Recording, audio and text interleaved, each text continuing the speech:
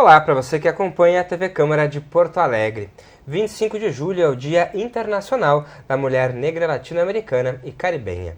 Em 1992, um grupo de mulheres decidiu se organizar para reverter o quadro de violência e desigualdade de raça e gênero no mundo. Nasceu aí o primeiro encontro de mulheres negras e latinas e também caribenhas em Santo Domingo, na República Dominicana. A partir da formação de uma rede de mulheres junto à ONU, a Organização das Nações Unidas, se reconheceu o 25 de julho como uma data onde as mulheres negras, indígenas e de comunidades tradicionais refletem e fortalecem juntas a luta por uma vida melhor. No Brasil, 25 de julho é conhecido pelo Dia Nacional de Teresa de Benguela e também da Mulher Negra, homenageando uma das principais mulheres, símbolo de resistência e importantíssima liderança na luta contra a escravização. Hoje, no ano de 2024, na capital dos gaúchos, de que forma diferentes mulheres negras têm contribuído para mudar a realidade que ainda é muito dura e desigual. Para isso, hoje, a gente recebe a professora e pesquisadora Perla Santos. Também se soma ao nosso debate a professora e vereadora Karen Santos, do PSOL. E junto a ela, a Thaís Santos, assistente de projetos da área de enfrentamento às violências da ONG Temes. Muito obrigado por estarem aqui com essa potência reunida aqui na TV do Parlamento para juntos aqui. Eu me sinto honrado de estar com vocês, mulheres, aqui do meu lado hoje para aprender junto com vocês a importância que é esse dia 25 de julho, e não só o dia 25 de julho, né? Cabe aqui também a gente poder sensibilizar a imprensa a falar do tema todos os meses, não só em datas específicas como essa.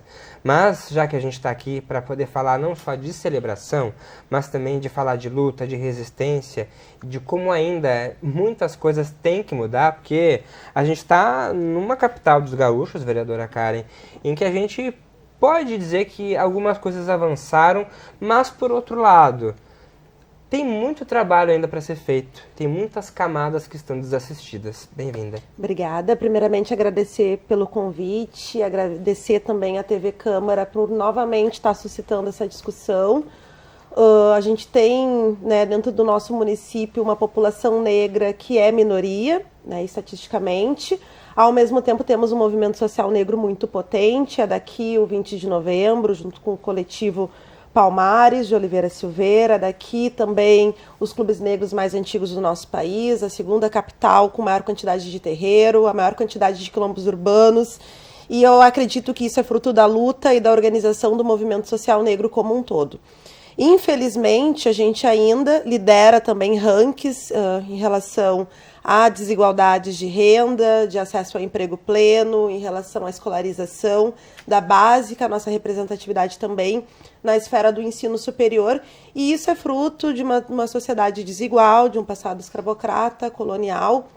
E eu acho extremamente importante a gente resgatar esses fundamentos históricos para dar conteúdo para essas desigualdades, né? Porque, infelizmente, a meritocracia ainda coloca a responsabilização da pobreza, do empobrecimento, da marginalidade nas costas do indivíduo. Então, a gente compreender a comunidade negra enquanto consequência de um processo, né, de escravização, de colonização, e como a sociedade de capitalismo dependente ainda não consegue absorver essas questões, justamente porque nega a existência do racismo, nega a existência do machismo, do patriarcado, é importante a gente conseguir resgatar esses fundamentos históricos para avançar na consciência política do nosso povo, que aqui no nosso estado, né, e na nossa cidade nós somos minoria, mas em âmbito de Brasil também, cada vez mais, o censo, né, de 2010, aquele censo histórico, mostra, né, que a maioria do país vem se autodeclarando enquanto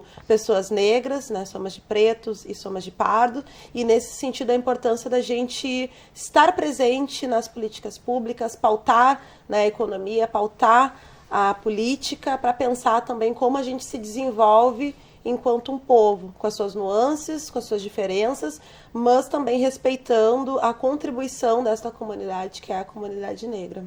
Bom, para isso a história está aí, e uma história que por muito tempo tem sido apagada e invisibilizada, e eu tenho a honra de contar aqui junto com a vereadora Karen também, de ter ao meu lado a professora e pesquisadora Perla Santos, que desenvolve um trabalho assim magnífico. É um trabalho que levanta a autoestima de meninas pretas de diversas maneiras, assim, porque a nobreza negra existe, né, Perla? Isso. E as meninas, todo mundo precisa conhecer. Bem-vinda. É isso, eu queria agradecer a oportunidade, né? Agradecer mais uma vez estar aqui conversando com vocês e principalmente enegrecendo essa conversa. Que é isso que é importante, a gente enegrecer e escurecer, né? Porque é importante trazermos, principalmente o recorte, a Karen traz toda a questão né, da cultura negra, do povo negro, a sua história, mas a gente precisa pensar também na questão da mulher negra, não no campo só socioeconômico. A gente sabe que a mulher negra passa por muitas privações, sabemos que a mulher negra ainda ela tem um número muito grande de mulheres negras que são empregadas domésticas. A gente sabe, estávamos conversando, né, antes, que a legislação que fala sobre o trabalho, que versa sobre o trabalho doméstico é muito recente, é de 2015. Sabemos também que os espaços de poder ocupados por mulheres negras é muito pequeno nas grandes empresas, e essas mulheres, quando elas conseguem ocupar esse espaço de poder, elas sofrem a solidão da mulher negra, elas estão ali solitárias, passando por várias violências. Mas eu também penso que é importante a gente trazer para essa conversa a questão afetiva, porque a escravidão, ela desumanizou a população negra, e ela tirou o nosso direito de ter afeto, de ser amado, de amar. Então precisamos falar sobre isso. Falar também que afetivamente nós somos preteridos historicamente. As mulheres negras são as mulheres que menos casam, que menos têm relacionamentos. A gente sabe, tem uma pesquisa recente que fala que mulheres negras, elas são as que mais passam pelo celibato definitivo, que é ficar sozinha. Só que se a gente parar para pensar sobre esse celibato, a gente tem que parar para pensar também nos dados do IBGE, que falam que as mulheres negras, a maioria delas lidera as famílias. Então então tem alguma coisa errada. Ela é a provedora, ela é a líder daquela família, só que ao mesmo tempo ela é sozinha.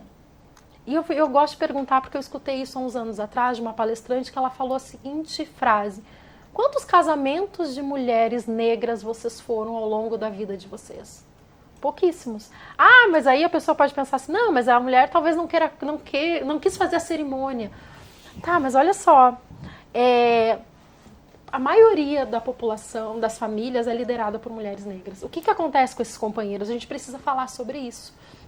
Essas mães solos, elas passam por essa solidão. Imagina como é que é para essa mulher passar por essa tristeza de criar uma família, de construir uma família e não ter o seu companheiro. Mas não porque ela quer, mas sim porque lhe é imposto, né? A gente vai ver que a mulher negra, segundo muitas pesquisas, ela vai ser a mulher que não foi feita para casar. Isso desde a escravidão, né? A mulher negra, ela era aquela mulher que sim, se utilizava dela para se obter prazeres sexuais, só que não se apresentava ela para a sociedade. E ainda hoje isso acontece. Ainda hoje, né, o ideal, a musa, quando a gente fala em musas, agora eu vou falar sobre imaginário, né? Quando eu falo em fada, musa, princesa, Sueli Carneiro fala sobre isso. Qual a imagem que vem na nossa cabeça? Como é que a princesa, a fada, ela é a rainha do lar. O que se imagina? O que vem na nossa cabeça? Esse imaginário, ele não é ingênuo, ele foi construído intencionalmente. Isso é um projeto histórico. Então eu não sou a fada, eu não sou o anjo, eu não sou a princesa. Eu sou a antimusa. E a pessoa vai querer casar com a princesa, com a musa. E nós? Qual o lugar que nós ocupamos? Então eu acho que é bem importante a gente pensar no 25 de julho, que ele é uma data importante, mas ele não é uma data que deve ser romanceada. A gente precisa refletir sobre isso. Eu posso muito bem ter uma carreira bacana, ocupar uma posição social e ser sozinha. E me sentir triste, me sentir vazia. E isso a gente precisa falar. A gente precisa falar sobre afetos também. Então é por isso que a minha pesquisa está vindo aí para fortalecer as mulheres pretas da minha família, as mulheres pretas da minha comunidade e principalmente unir, né, essa questão histórica a uma outra história que não nos contam. Né? Que não nos contam a história verdadeira que vem da África, nos contaram a partir da escravidão. E aí que surgem os problemas de autoestima e de autoimagem das meninas negras, desde a infância. Eu quero que tu me conte um pouco mais sobre isso daqui a pouco. Deixa eu passar para a Thaís antes, Por favor. porque é bom É muita lembrar. coisa. É muita coisa, são muitas camadas. A Perla, ela tá iniciando aí, tá na metade já, Perla, do doutorado? Iniciando. Tô indo. Doutorado em educação ali na própria Universidade Federal do Rio Grande do Sul. Importante ter essa contribuição da Perla também na academia e o quanto a academia também está se mobilizando e se modificando com essas construções e com o trabalho que a Perla vai contribuir também. Mas deixa eu falar com a Thaís também, que é uma honra estar contigo aqui do meu lado também, para poder ouvir como esse teu trabalho é importante. Tu é da Bom Jesus e faz um trabalho importantíssimo também na ONG Temis. Tá há pouco tempo, mas a ONG já tem aí um pouco mais de 30 anos. Já conheci esse trabalho, né? Tu que vem aí também da sociologia. Esse trabalho de aproximar as mulheres de algo que para muitos é simples, mas que para elas ainda não é, que é falta de informação. Informação ainda que é básica, de simplesmente saber onde procurar ajuda quando alguém sofre uma violência. Né, Thaís? Bem-vinda. Obrigada, é um prazer estar aqui com vocês. Sim, o trabalho das promotoras legais populares, né, ele... É muito potente, né? É muito um forte, trabalho né? muito potente, mas é um trabalho que possibilita que outras mulheres tenham acesso, né, a direitos e acesso até à informação desses direitos que elas têm, né?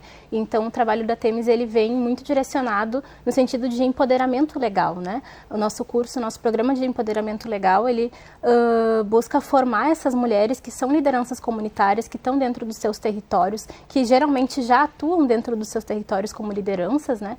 E que vão buscar ter esse conhecimento de acesso a direitos, tanto direitos trabalhistas quanto direitos em relação à violência contra a mulher, né? Inclusive, pegando o gancho da Pérola, as mulheres negras também são as mulheres que são mais violentadas no país inteiro, em todos os índices de violência que saíram no anuário, né? Inclusive, que saiu na quinta-feira passada.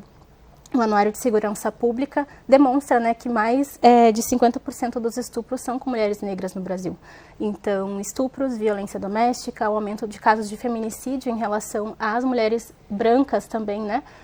As mulheres negras, o feminicídio aumentou e as mulheres brancas, o feminicídio diminuiu. Então, isso também é uma discrepância, né, de dados.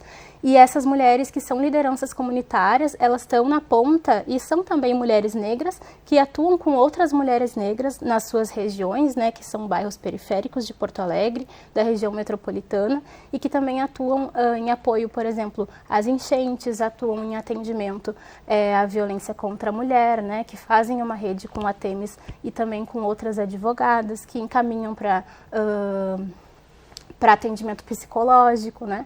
Fazem um trabalho importantíssimo em rede mesmo, né, dentro das suas comunidades. E a mulher também entender que ela está sofrendo uma violência, porque como ela é permeada ali por muitas questões, também o medo de ficar sozinha, o medo Sim. de perder a família e até a ameaça contra quem a violenta, de entender que aquele é um processo de violência e que ela pode se libertar disso. Como são camadas difíceis também. Ter mulheres na ponta, né, sendo essa referência também de que, bom, estamos aqui contigo, você não precisa estar sozinho, não precisa denunciar nem agora, mas a gente está aqui, né, se tu precisar de alguém para conversar, tem o serviço de informação à mulher lá, todo um dia inteiro, num dia da semana, que a mulher pode ir lá procurar, pode conversar, não precisa ser sobre isso, mas ela sabe que tem uma rede de apoio, né? A importância da mulher saber que ela tem uma rede de pessoas que ela pode contar, caso ela queira vir a fazer uma denúncia, né? Que ela se sinta confortável para isso também. E essas mulheres também fazem acompanhamento na DEAN, né? Então, caso ela não consiga ir até uma delegacia sozinha ou que ela se sinta violada, porque a gente sabe que muitas mulheres se sentem violadas ao ir numa delegacia da mulher, né? Sentem seus direitos violados, muitas vezes são entrevistadas por homens, muitas vezes, né, são discriminadas dentro das DEAs, então as promotoras legais populares, elas também fazem esse trabalho que garanta que essas mulheres não vão ter seus direitos violados nesses espaços. Que importante esse encorajamento e eu fico pensando no afeto também que a gente falava aqui, é uma relação de afeto também que pode haver aí entre as promotoras legais com essas mulheres. E me lembrei do que tu falava sobre a dororidade também. Isso, né? Que é esse conceito que algumas pessoas ainda não conhecem e eu acho que a função da gente é falar sobre isso, que são algumas dores que as mulheres pretas vão sofrer. que vai atravessar os corpos pretos femininos, né? A gente fala muito sobre a questão da sororidade, mas aí a Vilma Piedade, percebendo que tem dores que são muito significativas e muito ímpares, singulares, né?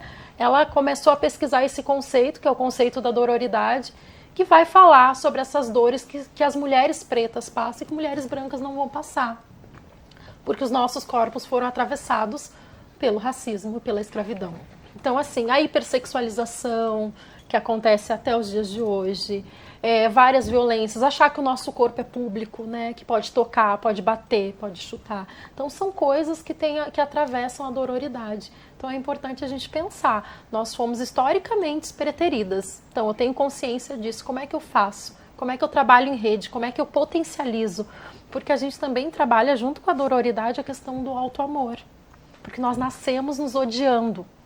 Nós nascemos odiando o nosso nariz, o nosso cabelo, a nossa cor de pele, né? E aí vem as pessoas dizem, ai não, mas tu tem que se amar. Se tu não se amar, quem é que vai se amar? Gente, a gente foi criado odiando ser negra. Então essa fala, ela fica enfraquecida. Tá? Então tu tem que aprender a ver a potência do teu cabelo, da tua cor de pele, da tua história. Só que isso, infelizmente, ainda a escola não te ajuda. Então, é uma busca muito solitária. Por isso que é importante as redes de apoio, é importante ter pessoas nesse processo para te ajudar e contar essa história de potência, essa história dessas mulheres belíssimas, né? Dessas rainhas aí, a gente estava falando, dessas rainhas africanas, essas princesas, que eram belíssimas e que eram fortes e que não ficavam dependendo afetivamente de alguém. Elas escolhiam seus companheiros, então a gente precisa se reconectar com isso também, né? Então essa questão do afeto junto com o auto-amor é essencial. A gente precisa voltar a se amar. Pois é, eu volto com a vereadora Karen, porque em meio, vereadora, dessa luta, de todo esse processo que foi muito sofrido nesses anos e que ainda continua sendo, em que lugar se entra com esse afeto, né? Como que consegue ter espaço para esse afeto em lugares que não tem ainda condições dignas, não tem alimento, não tem respeito, não tem tratamento digno como um ser humano? Eu trago a importância dos coletivos negros, das coletividades e do movimento social, porque eu sou fruto de uma luta que começou desde a época dos meus avós e bisavós, assim. A consciência que eu tenho em relação à minha raça, ao meu gênero e à minha classe, eu tive acesso a isso nas reuniões de família, na casa da minha avó. Meu pai foi um dos dirigentes do Floresta Aurora, que é um dos clubes negros mais antigos do Brasil. Minha mãe foi criada dentro de terreiros de Ijexá, da Manhana, no Otávio de Souza. Sou capoeirista do Mestre Farol, do Grupo Guerreiros. Então, a Karen Santos, ela é fruto de coletividades que me permitiram ter uma consciência racial e uma consciência também que se combina com essa discussão do lugar da mulher negra dentro dessa sociedade estratificada que utiliza das nossas diferenças para nos impor ritmos de exploração e de opressão. Eu, dentro do meu segmento social, eu sou uma exceção. Então, o tempo inteiro eu tenho que me reconectar com essas coletividades que são espaços de saber, são espaços de conhecimento, de reafirmação da nossa identidade positivada e, por consequência, também são espaços de acolhimento das nossas dores e também de construção de afeto. Não o afeto romântico da sociedade patriarcal, que romantiza as relações e que coloca que o espaço de sucesso da mulher é o espaço do casamento e sem o casamento ela não vai se realizar socialmente, porque esse é o espaço da mulher branca, colonial, e esse é o espaço do patriarcado dentro do nosso país. Então, até para a gente conseguir ressignificar as nossas relações, descentralizar o afeto deste amor romântico e buscar o afeto das nossas amigas, dos nossos companheiros de luta, das nossas relações familiares, da nossa relação conosco mesma, esse espaço do alto amor, tu conseguir ter, e a sociedade disputa o nosso tempo, né? Com a família, com o emprego, com as tarefas domésticas, mas a importância também da gente ter essas coletividades para nos centrar nessa busca deste alto amor, porque até para isso tu precisa ter tempo, tu precisa ter condições financeiras para conseguir de fato se empoderar, né? Eu acredito que o empoderamento ele venha da coletividade, o empoderamento individual, né, Perla? É muito difícil um belo dia tu acordar e se descobrir detentora de poder, né? Até porque o nosso poder ele é oriundo dessa coletividade. O nosso poder individualmente, e aí é isso, o espaço que eu ocupo aqui na Câmara de Vereadores, né? Eu sou a única mulher negra deste parlamento e a dificuldade que a gente tem de conseguir fazer modificações substanciais na vida da nossa comunidade negra, na nossa cidade, né? Isso não diz em relação à falta de mérito da Karen Santos enquanto articuladora, mas pensar os nossos espaços de poder, que infelizmente é uma constatação, não é infelizmente, uma constatação. A Câmara de Vereadores é um espaço de uma institucionalidade branca, né? Os nossos espaços de decisão realmente democráticos é a escola de samba, é o terreiro, é o grupo de afoxé, é o grupo de dança afro, como a Afrosul, né, o Odomodê. Tem as nossas hierarquias, tem os nossos fóruns, tem a nossa metodologia de debate e de encaminhamento, que é completamente alheio a esse espaço aqui, que é um espaço de negociação da grande burguesia da cidade, que tem seus representantes aqui, né? Então, eu conseguir ter essa compreensão me permite também não me frustrar enquanto cara indivíduo e também pensar essa tarefa, né, dos espaços que eu tenho que potencializar. E aí tu diz de afeto, né? O espaço que eu tenho que dedicar a minha energia política e também o meu afeto, que com certeza não vou me realizar enquanto sujeito, enquanto mulher negra dentro desta Câmara, por mais que seja um fetiche muito grande, né? Estar eleita, estar mais votada da cidade, mas se eu não tiver a compreensão da onde eu vim e da onde eu me nutro afetivamente, politicamente, da minha visão de mundo, é muito fácil a gente chegar aqui, como outras pessoas negras muitas vezes chegam, mulheres negras também, e aí é infelizmente, porque é um retrocesso para a consciência do nosso povo, e acreditar que não, agora me basta representar, me basta ocupar esse espaço, mas muitas vezes destituindo o poder da onde o poder nosso, né, enquanto comunidade negra realmente está, né? Então, uma reflexão assim, sabe? O que nos nutre e como a gente não, apesar da gente muitas vezes acessar espaços, estamos na universidade, estamos no parlamento, como a gente não rompe essa relação com os movimentos e as coletividades que nos trouxeram até aqui. Em os lugares em que vocês vão estar, como na escola a história não é apresentada, é nesses lugares, na escola de samba, na terreira, que vocês vão conseguir encontrar a história de vocês também e se reconectar com isso e ocupar esses espaços de poder. Quando a gente está falando de uma promotora legal, ela está nesse espaço ali, claro, poder que eu estou dizendo, mas é um empoderamento que ela recebe para empoderar outras mulheres e olha a teia que ela consegue construir. Isso é muito importante, né? Sim, é muito importante e essas mulheres elas atuam também em outras frentes, então elas são promotoras legais populares, mas elas também estão à frente dessas escolas de samba, elas também são mães de santo, elas também estão em outros espaços na comunidade, né? É interessante como as comunidades elas se organizam dessa forma comunitária, né? Tipo, não é à toa que é comunidade, né?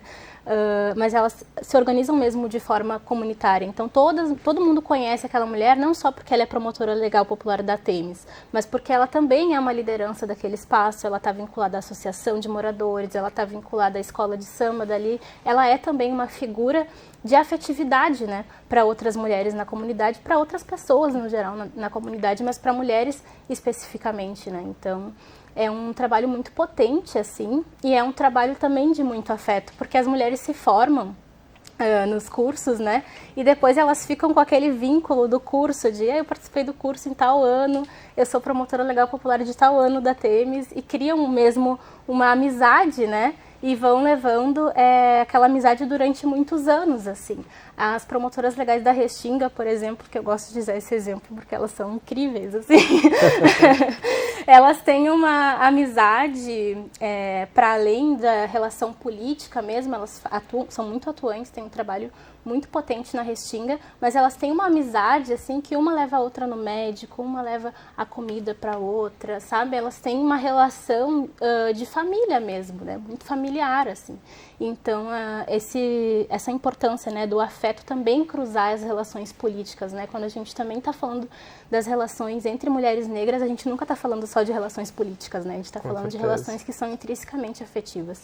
E é bacana também, tu falavas para mim, né, que jovens também, como tu, estão se inserindo também nesse meio para desde cedo poder mobilizar isso. Claro que vocês acabam abarcando mulheres de diferentes idades ali. Sim. Mas é legal ver essas gerações unidas aí também. Sim, tem as jovens multiplicadoras de cidadania, né, que fazem o curso da JMCs, que a gente chama na Temis, fazem um trabalho mais voltado para as juventudes também nos seus territórios, né. É interessante pensar essa questão geracional, porque essas mulheres também estão em territórios onde as PLPs estão. Então, elas também podem atuar em rede, né, sendo que elas têm ali, são jovens, né, têm entre 18, 20 anos, enfim. Mas que estão atuando junto das PLPs, que são as mulheres mais velhas, né, que estão também ali passando o ensinamento para elas. Então, essa atuação em rede é bem interessante, né, e pensar que as mulheres que são violentadas, hoje cresceu bastante o número de mulheres violentadas que são jovens, né, que são meninas jovens e que estão dentro de relacionamentos abusivos, né, inclusive as denúncias de ameaça, né, de stalking e tal, aumentaram muito entre mulheres jovens. Então, também se dá uma urgência de pensar, de empoderar a juventude, né, as mulheres jovens negras, para que se tenha, que se possa dar acessibilidade para que essas outras mulheres saiam dessas relações, né. Então, acho que é isso, é uma atuação em rede, tanto das PLPs, também não falei aqui, mas as trabalhadoras domésticas, a Temis também trabalha com as trabalhadoras domésticas no sentido de empoderamento legal, de conhecimento de direitos, né, que a gente estava falando um pouco antes aqui, né, Perla? Mas as JMCs e as PLPs, elas desempenham um pouco esse papel de rede mesmo, de dar acessibilidade para que essas mulheres tenham os seus direitos e possam buscar os seus direitos, né? E sair, muitas vezes, dessas relações. Porque a gente fala muito sobre informação, que a informação tem tudo que é lugar, só que a gente sabe que não é bem assim. Por mais que a gente divulgue, visibilize, tem informação que não chega às pessoas ainda. Informações, como a gente está falando, básicas, de como acessar o sistema judicial em caso de uma situação de violência, como fazer, e aí se repetir, o que fazer, como se proteger. E aí eu fico pensando na educação, né, Perla? O quanto a educação nunca vai ser, sem romancear aqui, mas ela nunca vai estar desassociada disso, de ajudar mulheres também. Claro, com certeza. E essa educação, que aí, né, falando junto com contribuindo, né, com a fala das meninas, essa educação ela vem antes da escola. Né? A gente está falando dos saberes não acadêmicos, não educacionais, que acontecem nas nossas famílias, nos nossos terreiros, nas nossas praças, nas nossas casas. A gente precisa ver que ainda nós vivemos nos nossos quilombos familiares, né? Muitas famílias negras, elas têm um terreno com várias casas. E essas casas, essas famílias cuidam dessas crianças coletivamente. As nossas comunidades cuidam dos nossos menores, dos nossos filhos coletivamente. E ali se passa, né, esse aprendizado, esse ensinamento. Se formos olhar, tem um lugar que é muito potente dentro das nossas casas, que são as nossas cozinhas. A cozinha é um lugar de potência. A cozinha é um lugar do afeto, né? Estamos falando tanto sobre afeto.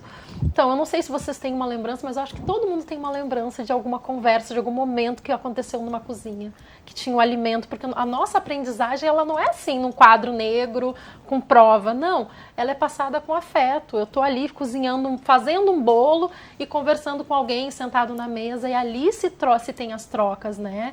Então, a gente tem que pensar que isso também, que esse saber também é importante, também é legítimo. Né? Que não é só o que está escrito nos livros. E quando a gente pensa em saber, a gente também tem que pensar, eu falando, né, que estou lá na escola, nós não nos enxergamos nessa história oficial.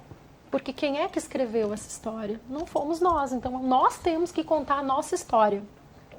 E quando eu falo contar, é realmente ser protagonista. Não vir outra pessoa de um outro grupo com outro olhar e escrever a nossa história a partir da visão deles.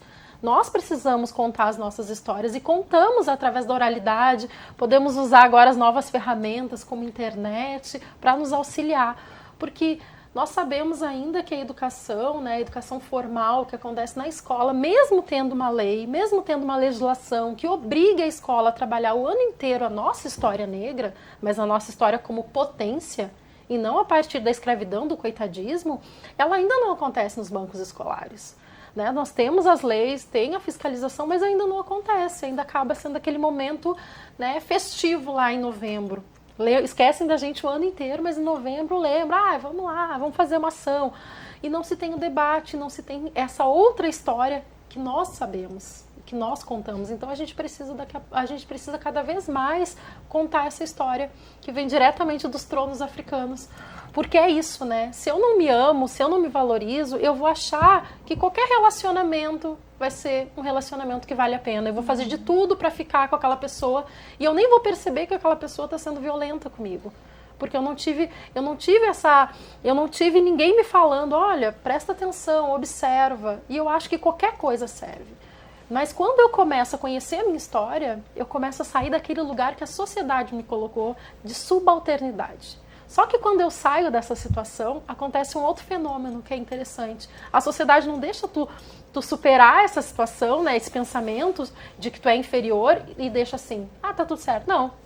Aí tu é considerada a nega cheia, a nega que se acha.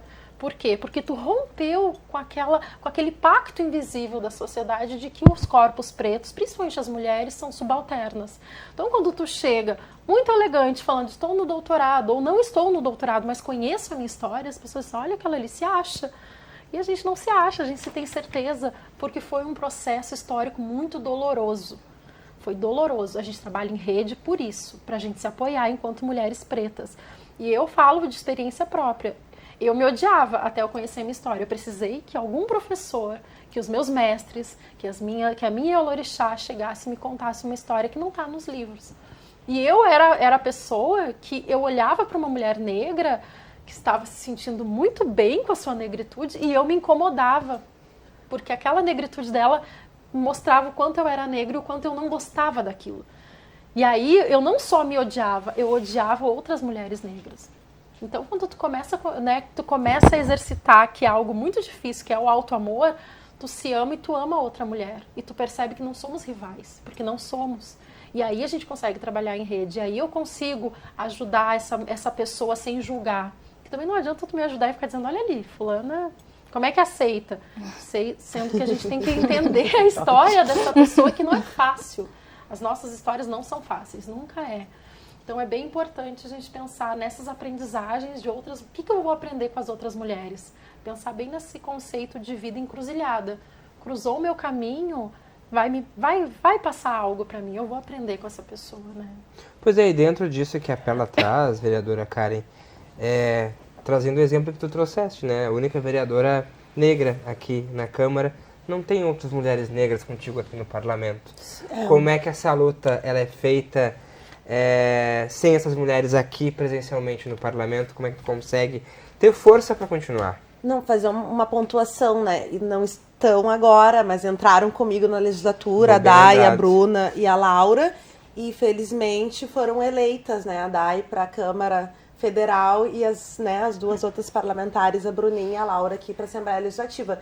Então, acho que a tarefa para o próximo período, para o movimento social negro, né? Porque acho que todas as nossas produções, uma vez a gente estava conversando assim enquanto bancada, a gente se conheceu em processos de luta anterior, de 2013, a luta do transporte, a luta contra as emoções da comunidade da Tronco, pelas ações afirmativas dentro da universidade. Então, a bancada negra ela foi produzida em processos de luta ativa e combativa, inclusive com processos de criminalização na nossa cidade. E para a próxima legislatura, como também é importante um movimento autônomo, altivo e combativo, para conseguir produzir quadros negros que consigam carregar esses legados das lutas do nosso tempo. As lutas do nosso tempo, de 2020 para cá, a gente teve a pandemia, a gente teve o aprofundamento do processo de precarização no mundo do trabalho, do desmonte dos nossos direitos, né, a venda do nosso território. A gente tem diversos territórios hoje que são assolados pela especulação imobiliária. Então, luta na nossa cidade é o que mais está tendo, assim, demandas e processos de mobilização. A importância do nosso movimento também produzir candidaturas que estejam conectadas com essa demanda para a gente conseguir, né, na próxima legislatura, manter a bancada negra e manter uma bancada negra onde majoritariamente eram mulheres negras. Porque quem está na ponta, no dia a dia da comunidade, sabe a potência, a importância e a relevância. O processo de genocídio, encarceramento dos homens negros atravessa as famílias, né, e colocam também nas costas das mulheres essa responsabilidade de serem lideranças, né, lideranças comunitárias, assim. Então, eu percebo que já somos políticas, majoritariamente já ocupamos os espaços políticos e, infelizmente, dentro dessa estrutura de poder econômico, ainda somos subrepresentadas. Mas temos as cotas eleitorais. Na última campanha, nenhum partido político respeitou o percentual de cotas para as mulheres e cotas para negros. Então, acho que também, enquanto movimento social negro, a importância da gente fazer essa cobrança pública e a cobrança interna dentro das nossas estruturas para que se respeite essas leis que a gente conquistou e que a gente consiga, não só... Porque o movimento, a sociedade produz as lideranças, né? Mas como a gente consegue dar estrutura para que elas consigam ocupar esses espaços de representatividade para seguir alimentando esses movimentos subterrâneos que acontecem no nosso país. Mas para isso a gente precisa dos recursos, né? Então, né, olhando hoje, infelizmente, mas a nossa tentativa, né, enquanto movimento social, é produzir uma bancada negra para a próxima legislatura.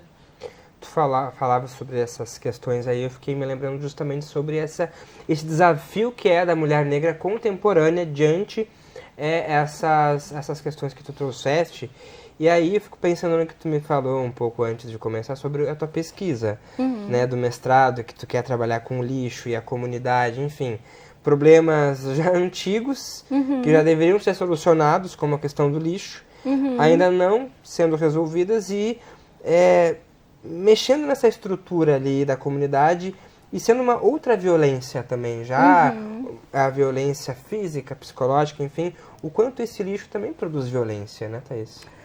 Sim, e como a Karen muito bem pontuou, né, como as comunidades elas vivem um luto constante, né, as comunidades elas são atravessadas também por essa sensação de luto e pela sensação inclusive de luto interrompido, que era um pouco que a gente estava conversando antes, né, e como o luto ele atravessa a vida dessas lideranças de mulheres negras e essa violência que produz esse luto, ela também se manifesta nas comunidades de outras formas, né? Então, o que eu tento buscar entender na minha pesquisa é como o lixo ele também pode ser tratado como uma forma de violentar a vida dessas mulheres e dessas pessoas que vivem em comunidades, né? Porque muitas comunidades eles sofrem, não só a comunidade específica que eu estou trabalhando no meu trabalho, mas muitas comunidades sofrem com o problema do saneamento básico, com a falta de coleta seletiva de lixo, né? Com o descarte irregular de lixo em vários lugares. E essa comunidade, que é a comunidade de Rubem Berta,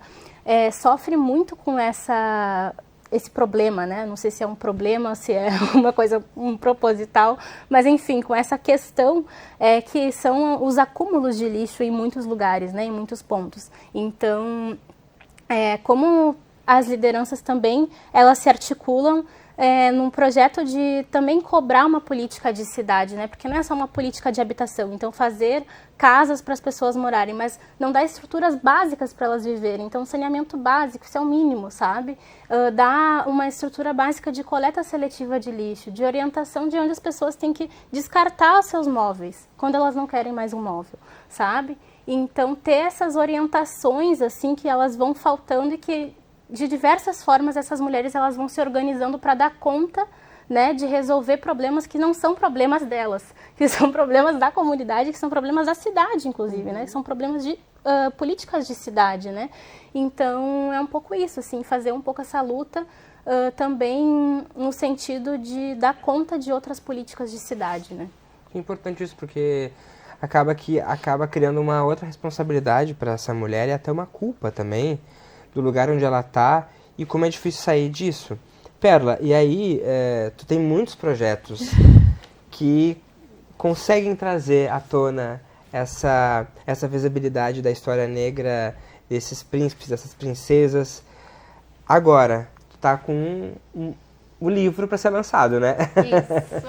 Isso. É o que eu falei, né? Precisamos contar essa história e essa história precisa ser contada por pessoas pretas. Tem que ter a nossa voz preta, a nossa escrita, porque a gente tem uma escrita muito singular nossa, né? E então, eu já tinha papelaria, porque dentro da sala de aula eu comecei a ver que os materiais pedagógicos, eles não traziam a potência da cultura negra, né? E quando vinham, tinham muitos problemas, né? Tinham imagens negras estereotipadas e ao invés de potencializar, reforçavam estereótipos. Então eu comecei a confeccionar materiais para desenvolver, né, essa história negra com os meus alunos. E nisso, né, enfim, fui divulgando para as pessoas e acabou que uma editora, a Editora Gaúcha, se interessou em escrever essa história, fazermos esse livro falando dessa nobreza que eu contava nos cadernos, nos jogos. E aí foi um desafio, né, contar essa história para uma criança, né, e contar essa história também não só para uma criança, porque a ideia dos nossos livros, com a nossa linguagem, é contar para outra pessoa como se fosse uma conversa. Pois eu fico pensando nesses alunos se debruçando ali, se deparando com essas cartas dos jogos e vendo aquela história que eles nunca tinham visto nos livros. Que surpresa era para eles e até para os pais também conhecer isso? Eles sempre diziam, nossa, eu nunca tinha aprendido, eu não sabia, eu não conhecia. Escutava frases assim, tipo, eu nem sabia que existia princesa e príncipe negro. Né? E até eu gosto de conversar com os meus alunos, eu passo aquele filme super antigo, que é um príncipe, mas eu gosto, tá, gente? É um príncipe em Nova York, e sempre quando eu passo esse filme, eu pergunto, e se tivesse tido um príncipe aqui em Porto Alegre? E sempre tem um aluno que diz assim, Sora, isso é só filme, não vai atrás, isso é só filme. Aí eu trago a história de um príncipe que esteve em Porto Alegre, que é o príncipe Joaquim Custódio. E aí tu começa a contar uma história daqui, do nosso território, que eles não conheciam. Então a gente vai negociando, né? Eu vou escutando os saberes deles, o que eles sabem sobre esse assunto.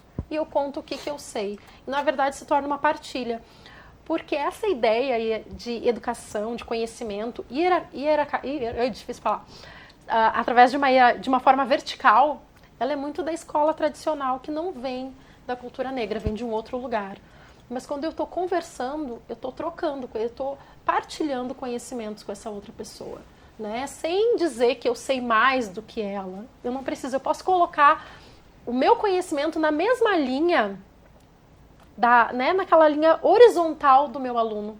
Ele me conta o que ele sabe quando ele me conta do zumbi. Porque eu sempre quando eu ia falar do Zumbi dos Palmares, dava problema na minha sala, porque eles tinham a referência do zumbi do filme, né? Então eu digo, então me conta o que tu sabe, faz de conta que eu não sei, me conta. Eles me contam tudo que eles sabem, eu não estou desvalorizando aquele conhecimento.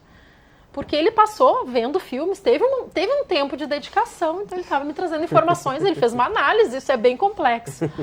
E eu digo, bom, então tá, então eu vou falar do Zumbi dos Palmares e mais, eu vou dizer que o zumbi, a palavra zumbi, ela é africana. Né? E aí o cinema pegou essa palavra, tirou essa palavra lá do culto de um determinado culto africano específico e colocou o zumbi, tirou a cor. O zumbi não é negro, né? O zumbi é qualquer pessoa aí. E tirou a essência do que é o zumbi. Só pegou o elemento e levou para o cinema e está enriquecendo com esses cinemas, né, que tem esse filme de terror. Então eu trago essa história, eu conto isso para eles, porque eles precisam saber. Porque é nosso e está sendo contado de uma outra forma. Então eu preciso saber que aquela outra forma não traz a potência da negritude. Então, assim eu vou trazendo eu vou enegrecendo a minha sala de aula. E no livro também. No livro é uma conversa. Uma criança consegue entender esse livro, um adulto, um idoso, porque esse livro, a história acontece num bairro de Porto Alegre, num quilombo familiar. Numa casa que tem muitas, né, num pátio que tem muitas casas, tem uma avó idosa que tem ali suas plantas.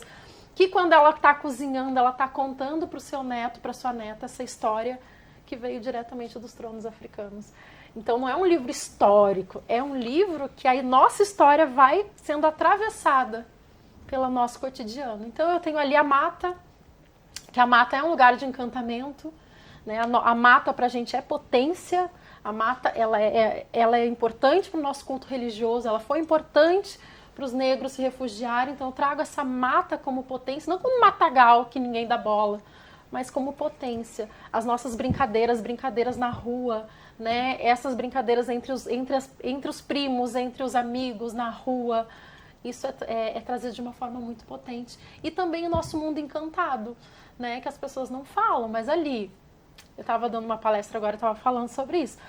As fadas africanas, ninguém conhece, mas no livro essas fadas elas se apresentam nessa mata encantada. Um kibungo, um chibamba, os meio-homem. O que é um meio-homem? O meio-homem que vai lá roubar a tua meia, né? Porque sempre quando a gente bota na máquina de lavar, só volta uma. Então tem uma história aí que o meio-homem ele é metade, ele é só um homem que tem só um pé e ele vive nas matas africanas e ele veio aqui para o Brasil, né, junto com a diáspora, né, dentro dessa ideia desse livro, e ele vai dialogando e vai interferindo na nossa história, vai pegando ali minha meia, vai sumindo coisas e aí convoca o leitor também. Até o final do livro a gente convoca esse leitor para se unir a essa história nobre, porque no final o leitor percebe que ele faz parte dessa história. Sim. Ele vai escrever o final da história e ele vai se coroar porque ele também é de descendência nobre. Olha só, spoiler bom aí. Feira do livro, gente, Feira do Livro. Feira do Livro esse ano, o livro. Ano. Qual o nome do livro? Então, ainda não decidimos. Tá nessa expectativa. O nome ia ser Nobreza Negra, mas estamos tentando mudar, porque, enfim, a escrita da história traz a potência de uma menina, então talvez tenha a história, tenha o nome dessa menina e mais a Nobreza Negra, a gente está construindo. Deixa eu aproveitar esse gancho até para finalizar o nosso debate aqui. 25 de julho é esse Dia Internacional da Mulher Negra. Eu queria que vocês já pudessem ir pensando, passar para a vereadora Karen, onde que o homem é, vereadora? Há espaço para o homem contribuir com essa luta aí? Como que ele pode fazer isso, o homem negro também? O homem branco, acho que primeiramente nos espaços institucionais é dando espaço, porque a gente tem um espaço restrito, na Câmara de Vereadores atualmente menos uma cadeira na Câmara, né, de 36 nós vamos diminuir para 35, e muitas vezes, como a Perla muito bem colocou, dá espaço para a gente conseguir fazer a discussão, a análise, a crítica e os apontamentos em primeira pessoa, porque a gente não precisa mais de um mediador. Nunca precisamos, só que hoje cada vez mais está consciente da importância da gente estar nos espaços políticos para fazer essa disputa e também para desconstruir esses estereótipos negativos em relação às pessoas negras, às nossas profissões, às nossas potências e as possibilidades que a gente tem de contribuir para um futuro. Né? Então, eu acredito que seja muito nesse sentido, assim, como a gente, né, acolhe, né, a participação masculina. Os homens negros, acho que a gente tem que compreender que dentro dessa estrutura de opressão, o homem negro ele está muito mais próximo da luta das mulheres negras, porque ele é mais oprimido e mais explorado, o rendimento deles, índices de desemprego, de subemprego em relação às mulheres brancas. Né? A violência que o homem negro sofre é uma violência diferente, mas mais proporcional do que as mulheres brancas, que são vítimas de violência doméstica, por exemplo. Então, o homem negro ele sofre a violência policial, a violência de Estado, uma violência sistematizada e com objetivos muito nítidos, assim, de desorganizar as famílias negras. Então, a gente conseguir compreender a importância da gente, né, não fragmentar a luta, olhar para o conceito de interseccionalidade, né, e não fragmentar a luta em gênero e em raça, mas a gente conseguir buscar essas combinações que nos aproximam em determinados momentos de determinadas pautas, de determinadas lutas e conseguir ter uma solidariedade ativa, comprometida e nesse processo se transformar e nesse processo também transformar a realidade. Eu acredito que os homens negros eles têm que ser convocados, convidados, disputados para estar também conosco nessas lutas. Eu vim de um movimento que é o Coletivo Negração, onde majoritariamente nós éramos mulheres negras e pessoas não binárias, trans, gays e lésbicas. Assim, o homem negro, hétero, cisnormativo ainda era uma minoria dentro daquela coletividade. E aí fica esse questionamento, né? Onde estão os homens negros, para além dos índices que a gente tem em relação ao encarceramento, em relação ao genocídio? Como a gente consegue potencializar também as suas disputas, as suas demandas, as suas lutas em relação à masculinidade negra e como o machismo também atravessa a vida desses homens que têm uma projeção de ser homem na sociedade é o provedor, ser homem na sociedade é uma construção de uma masculinidade. E se a gente for ver, quais são as oportunidades que são dadas para os nossos jovens, para as nossas crianças, para os nossos jovens, para os nossos homens negros, para eles conseguirem ocupar esse lugar, esse estereótipo que foi construído de masculinidade, de potência. Então, compreender, né, a confusão que está na cabeça desse homem e a gente, muitas vezes, enquanto movimento de mulheres negras, estender essa mão, que é diferente um pouco de alguns movimentos feministas que colocam uma dicotomia, né? Não, a luta das mulheres é uma luta contra o machismo, contra o patriarcado, mas também tem o estigma do esquerdomacho, daquele homem, né, privilegiado, e muitas vezes não consegue compreender a complexidade daquele homem. Né? Nós, enquanto mulheres negras, a gente olha a complexidade daquele homem negro que também foi atravessado pelas nossas dores, pelo racismo, pelo colonialismo, pela escravidão, também está desorganizado dentro dessa sociedade, né, patriarcal, capitalista, e se a gente não conseguir buscar essa empatia e essa unidade, o sistema vai seguir nos fragmentando e nos desorganizando, né? Então a importância da gente ter essa consciência, essa atitude, né, de estar presente também nessas demandas e estar sempre fazendo esse convite, essa convocação para que os homens negros estejam conosco nessas fileiras de luta. Thaís, para vocês aí da Temis, como é que os homens podem contribuir com a luta e diminuir também os índices de violência? Me sinto quase totalmente contemplada pela fala da Karen, que falou quase tudo que eu poderia falar.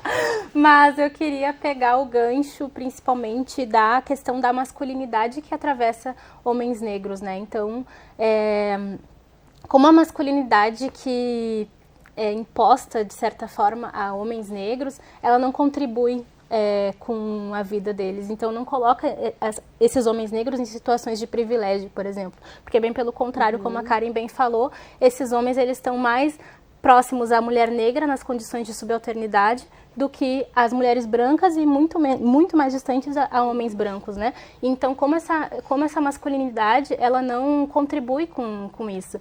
Então, eu acho que o sentido de fazer uma convocação para que homens negros se somem na luta pelo feminismo, por um feminismo negro, por um feminismo anticolonial, ela é essencial para que também sejam rompidas essas formas de masculinidade que atravessam e que violentam, inclusive, homens negros, né? Em relação aos homens brancos também, eu acho que essa é uma convocação geral, né? Eu acho que o feminismo é para todo mundo, eu acho que ele é necessário para todo mundo e ele avança para toda a nossa sociedade como um todo, assim, é um grande avanço. Mas, ao mesmo tempo, eu acho que mais do que dar espaço para que as mulheres negras tenham direito de fala, é também respeitar esse espaço, né? Porque muitas vezes a gente vê vereadoras, deputadas ocupando esses espaços e sendo interrompidas e sendo desrespeitadas e sendo violadas nesses lugares que elas foram eleitas para estar, né? Então também como a gente garantir que esses espaços eles sejam seguros para essas mulheres, né? A gente sabe que hoje as mulheres negras não são respeitadas e também não estão em lugares seguros. A bancada negra já foi diversas vezes ameaçada, a Karen já foi várias vezes ameaçada, né? Nós temos o trágico exemplo da Marielle Franco, que foi assassinada, que foi um caso, né, de extrema violência política. Então, também é pensar como a gente garante que essas mulheres possam ocupar esses espaços, né, tanto institucionalmente, mas também outros espaços de liderança, sem que os seus direitos sejam violados, sem que a sua vida seja violada, né. Eu acho que é um pouco nesse sentido, assim. Obrigado, Thaís, pela contribuição. E para finalizar, Perla, por favor. Então, primeiro, para o homem branco, ele primeiro perceber os seus privilégios. Acho que é importante ele perceber os seus privilégios e começar a refletir o que ele faz, o que ele está fazendo com esses privilégios, né? Porque é muito fácil dizer, eu não sei como ajudar. Tem várias maneiras. Primeiro, tu reconhece teus privilégios. E depois, como é que tu pode ajudar? Bom, é tu começar a ler a sociedade e ver o que está errado ali. Porque se tu tiver um olhar ingênuo, tu vai sempre achar que tudo é muito normal. Mas tu começar a observar os espaços que tu ocupa. Os espaços de liderança. Por que não tem pessoas negras? E o que tu está fazendo para que essas pessoas negras não ocupem esse espaço ou ocupem? Quando tem uma vaga de emprego, quando tu fica sabendo na tua empresa que tem uma vaga de emprego, para quem é que tu oferece essa vaga? Então a gente começar a pensar, temos pessoas negras extremamente capacitadas, o que falta é a oportunidade. Então eu, como homem branco ou mulher branca, porque daí eu acho que é uma questão, né, de homem e mulher, pensar nos seus privilégios, pensar como é que eu posso ajudar. Bom, eu posso indicar um amigo, um conhecido negro para essa vaga. Eu posso começar a me incomodar de ser servido por mulheres e homens negros. Olhar, né, enfim, a gente vive um apartheid social e ninguém fala sobre isso. Falamos muito e combatemos o apartheid que teve na África do Sul, mas nós vivemos isso. Né? Quando eu chego em determinado bairro, eu sei se esse bairro, nós que moramos em Porto Alegre, sabemos os bairros que majoritariamente é ocupado por pessoas pretas e os lugares que não tem pessoas pretas. E não normalizar isso, não achar que isso é normal, começar a questionar. Porque se eu acho normal ser servido sempre, eu nunca vou auxiliar, eu nunca vou ter uma ação efetiva. Isso é para homens e para mulheres. E para o homem negro, me senti super contemplada na fala das meninas, porque é isso. Eu acredito que se reconectar com a cultura negra é fundamental, porque homens e mulheres negras, nós vivemos no estado de Maafa. O estado de Maafa é a desgraça coletiva, né? A partir do momento em que fomos sequestrados, né? Porque os nossos antepassados foram sequestrados e arrastados para cá, todos nós estamos passando por esse estado de Maafa, que é essa desgraça coletiva. Só que quando eu me conecto com aquele continente africano, eu me conecto com as sociedades matrilineares, em que a mulher era potência. Então eu não posso esquecer isso, eu tenho que me conectar aqui, entender a potência da mulher preta, e eu não vou me diminuir. Eu vou potencializar as mulheres da minha comunidade e eu vou ver a força que elas têm e a força que eu vou ter a partir disso, porque o que acontece é essa confusão que a Karen fala, eu gosto muito de entender como uma desconexão. Quando eu estou desconectado, quando eu tento me aproximar de uma outra cultura que não é a minha, dá essas confusões. Aí eu acho que o melhor é eu me relacionar com uma mulher que não é negra, melhor eu valorizar um grupo de amigos que não é parecido comigo. Mas quando eu me conecto, quando eu consigo tentar, porque a gente tenta, né? Romper com esse estado de Maafa, eu estou me conectando com aquelas sociedades que eram matrilineares, que a mulher era o centro. Então a gente precisa se reconectar, tanto homens quanto mulheres. Porque eu também, como mulher negra, eu preciso ver a potência na mulher que está do meu lado. Então isso eu acredito que seja muito importante, essa reconexão, para que a gente consiga, né, se fortalecer enquanto coletivo, porque tudo é coletivo. Isso é importante também. Enquanto eu ficar olhando só para mim e dizer, não, eu que tenho que vencer, eu que tenho que crescer, eu enfraqueço todo um movimento. E um movimento que não começou hoje, um movimento que é ancestral. Um movimento, porque nós não estamos falando só da nossa geração, estamos falando de uma geração anterior, estamos falando de uma geração que está por vir também. Então eu tenho que pensar nesse coletivo. Que encerramento. Obrigado, Pérola. Obrigado, vereadora. Obrigado também, Thaís. A gente fica muito feliz de ter ouvido vocês aqui e pede para que você aí possa compartilhar esse programa aí com outras pessoas, porque não tem mais desculpa. A informação tem, você precisa ir atrás, né, para poder mudar. Muito obrigado pela tua audiência. A gente está aí nas redes sociais também para poder ser acompanhado, e mais informações sobre o parlamento lá no site da Câmara de Vereadores de Porto Alegre. A gente se vê na próxima edição. Tchau.